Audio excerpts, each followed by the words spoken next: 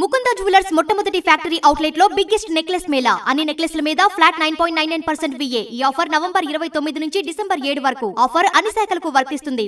పోలీసులకు చిక్కకుండా మత్తు పదార్థాలు చేరవేయడంలో నైజీరియన్లు కొత్త దారులు అన్వేషిస్తున్నారు.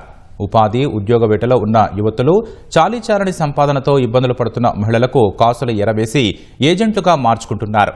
సహజీవనం ముసుగులో డ్రగ్ స్మగ్లింగ్లో పావులుగా మార్చుకుంటున్నారు. ఇటీవల తెలంగాణ ఈగల్ ఫోర్స్ బృందం ఢిల్లీలో బయటపెట్టిన అంతర్జాతీయ డ్రగ్ రాకెట్ దర్యాప్తులో అనేక విషయాలు వెలుగులోకి వస్తున్నాయి.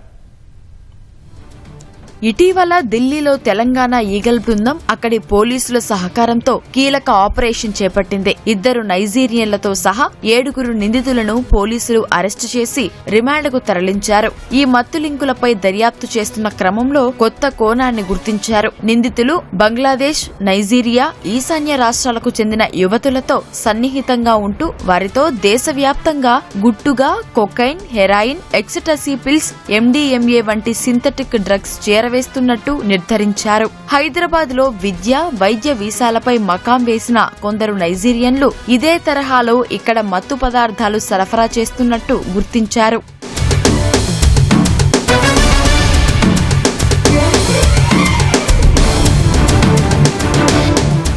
కీలక నిందితుడు Nigeria drug king pin Godwin కు ఢిల్లీలో 2 ఇళ్లున్నాయి. ఒకచోట తానొక్కడే ఉంటాడు. మరో ఇంట్లో ఢిల్లీకి చెందిన టిటింగ్ గుటే అనే యువతితో సహజీవనం సాగిస్తున్నాడు. ఆమెతో 5-6 బ్యాంకుల్లో మ్యూల్ ఖాతాలు సేకరించి డ్రగ్స్ ద్వారా వచ్చిన 3,72,00,000 నగదు జమ చేసి విత్ డ్రా చేసుకున్నాడు. మరో నైజీరియన్ బదరుద్దీన్ ఢిల్లీలో మకాం వేశాడు. సమా ఉమర్ ను పెళ్లి చేసుకుని ఆమెతో కలిసి 6 బ్యాంకు ఖాతాలు నిర్వహిస్తున్నాడు. గార్మెంట్ వ్యాపారం పేరిట మత్తు పదార్థాల విక్రయంతో 15 కోట్ల రూపాయల లావాదేవీలు నిర్వహించాడు. నాగాలాండ్ కు చెందిన మమతా దాస్, కీర్తి పాస్వాన్ కూడా మత్తు ముఠాల చేతిలో కీలు బొమ్మలుగా మారారు. బంగ్లాదేశ్, నైజీరియా నుంచి కొందరు యువతులు ఢిల్లీ, ముంబై, బెంగళూరు నగరాల్లో వ్యభిచార కార్యకలాపాలు సాగిస్తుంటారు. వీరికి అధిక కమిషన్ ఆశ చూపి డ్రగ్స్ సరఫరా చేయిస్తున్నారు.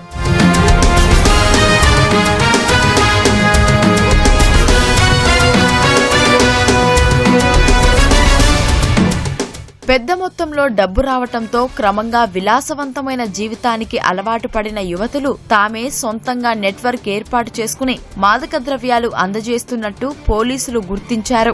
డ్రగ్స్ ప్యాకెట్లను అత్తరు సీసాలు, బట్టలు, బూట్లలో ఉంచి హైదరాబాద్లోని సుమారు 200 మంది కొనుగోలుదారులకు చేరవేసినట్టు అంచనా వేస్తున్నారు. నిందితుల నుంచి స్వాధీనం చేసుకున్న సెల్ ఫోన్లలోని నెంబర్ల ఆధారంగా పోలీసులు కొనుగోలుదారులను గుర్తించే పనిలో ఉన్నారు.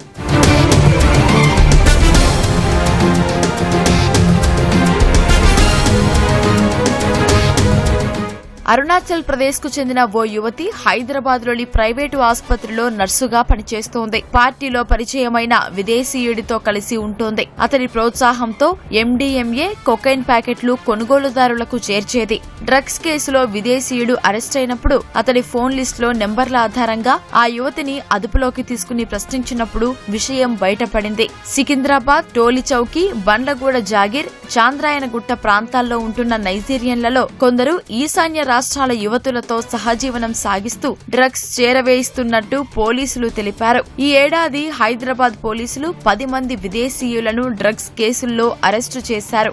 వీరిలో 4 నైజీరియన్లు అసోం, మణిపూర్, అరుణాచల్ ప్రదేశ్ యువతులతో సహజీవనం చేస్తున్నట్టు గుర్తించారు.